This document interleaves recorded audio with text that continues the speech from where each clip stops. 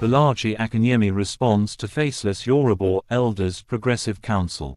Asks Gov. Sanwo-Olu to speak up as his silence is encouraging Igbophobia.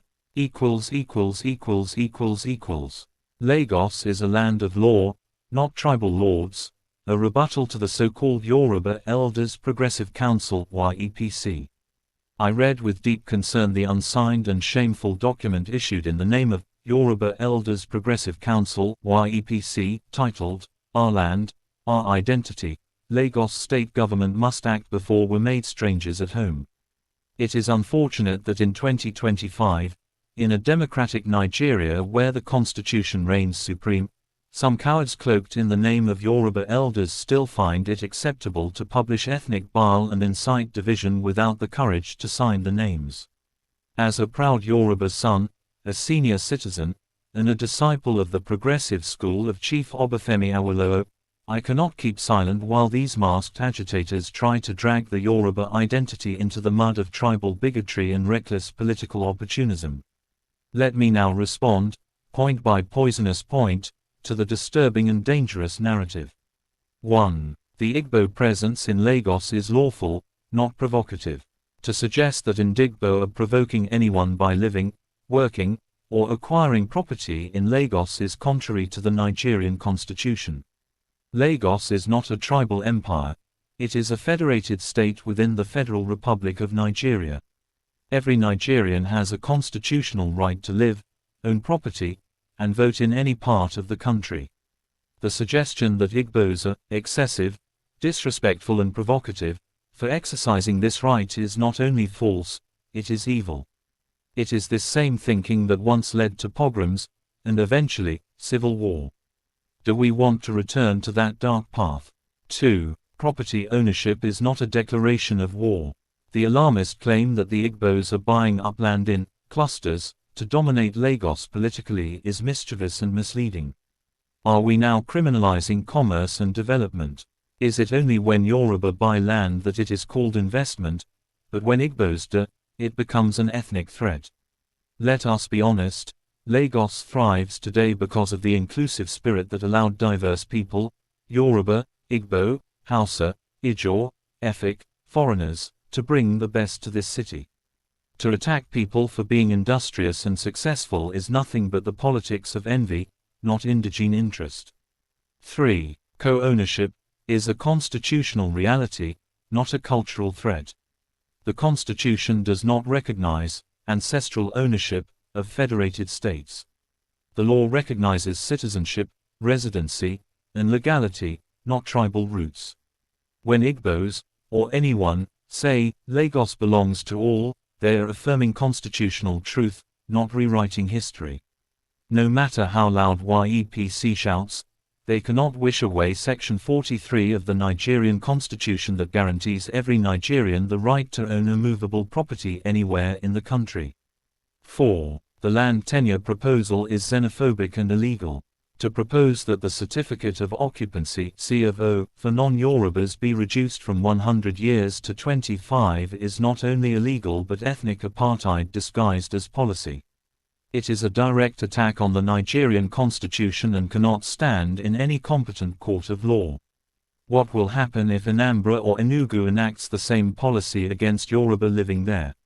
What happens to Yoruba traders thriving in Sabongari, Aba, Onitsha, or even in Accra and Johannesburg? Must they now be punished for the crimes of land ownership? This policy proposal reeks of the same mindset that once inspired Rwanda's genocide. 5. Lagos Certificate of Origin cannot be ethnically weaponized. The idea of revoking Lagos certificates of origin unless lineage is traced is a laughable descent into ethnic nativism. It violates every tenet of modern governance, federalism, and democratic equality. If Lagos wants to create a new form of tribal passport, then it must also create a new constitution, because the current one guarantees every Nigerian full citizenship rights wherever they live. This proposal is not only unworkable, it is dangerous. It sets Lagos on fire under the false guise of heritage protection. 6. Legal and cultural safeguards are not justifications for prejudice. Using language like guests claiming ownership of their host's house, to describe fellow Nigerians is insulting, dangerous, and unpatriotic. The Igbo are not guests in Lagos.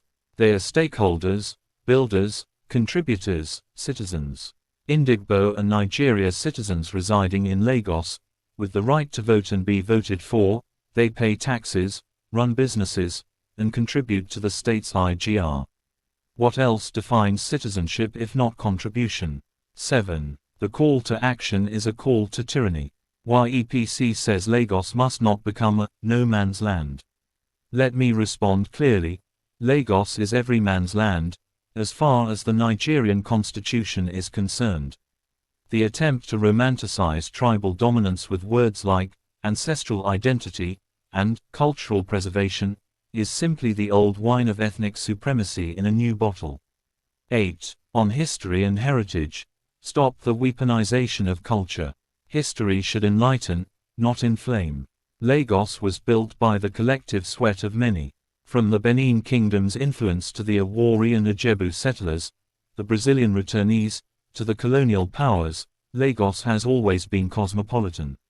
The Yoruba are foundational to Lagos, but not exclusive owners of its future. Any group that claims otherwise seeks to build walls in place of bridges. 9. The comparison with the East and the North is hypocritical. It is hypocritical to say, in the East or North, others can't own land, while crying foul when people lawfully own property in Lagos. That is the same feudal mentality that has hindered progress elsewhere. Lagos must lead by example, not regress into ethnic tribalism. We must not copy what is backward elsewhere.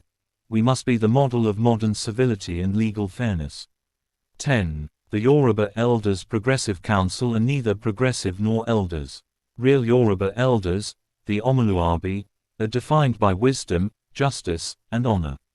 Not anonymous hate speech, not cowardly propaganda. The historical records of labor of heroes past in Lagos speaks against the position of this elder of hate. Herbert Macaulay, 1864–1946, though not a formal governor, he was a nationalist and key indigenous political actor in Lagos. A Democrat who founded the NNDP, Nigeria's first political party, in 1923. Dr. J.C. Vaughan, Drive, Kofo Abayemi, and Sir Adeyemo Alakija were all key members of the Lagos elite who influenced policy through the Lagos Town Council. There is no record of a threat from them to other tribes' residents in Lagos. Under regional era, Western Region 1954–1967. Lagos was the capital of Nigeria but still part of the Western Region until it became a separate federal territory.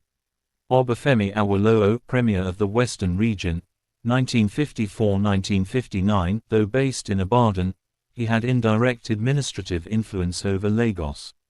Bode Thomas, Samuel Akintola, and others from the Action Group shaped policies affecting Lagos in this era. Federal Territory of Lagos and Military Era, 1967–1979. With the creation of Lagos State in 1967 under General Gowon, the state began to have military governors. 1. Brig. Gen. Mobolaji Johnson, 1967–1975. First military governor of Lagos State.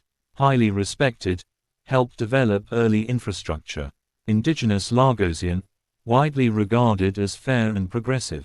2. Commodore Michael Adekunle Lawal, 1975–1977. Continued the administrative structure post-Gowon.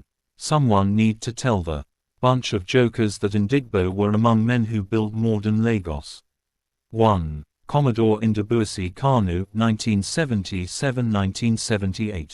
An Igbo man governed Lagos during Obasanjo's military government. 2. Commodore Abitu Akiwe, 1978–1979. Another Igbo, handed over power to civilian administration in 1979. Civilian era begins. Lateef Jakande, 1979–1983. Alhaji Lateef Kayode Jakande, first executive governor of Lagos State, 1979–1983, under the UPN. An Awolowo disciple who implemented populist policies without discrimination, in education, health, housing, and transport. Widely regarded as the most impactful governor in Lagos history, he stood for equity and fairness, not ethnic exclusion. The labor of Asiwaju Bola Ahmed Tinubu began the exploits of the Fourth Republic in Lagos State, a citizen allegedly with ancestral roots originally from Irigbiji in Osun State. He was followed by Babatunde Raji Fashola and Akinwunmi Ambode, who did their best and left the rest to Babajide Sanwo-Olu, under whom ethnic sandling seems to be a political strategy of the political elites.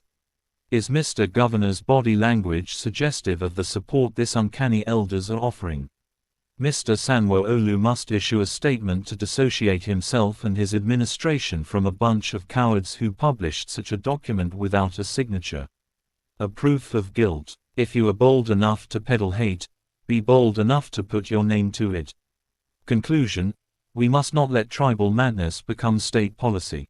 Let me be clear, the Lagos state government must distance itself from this dangerous document.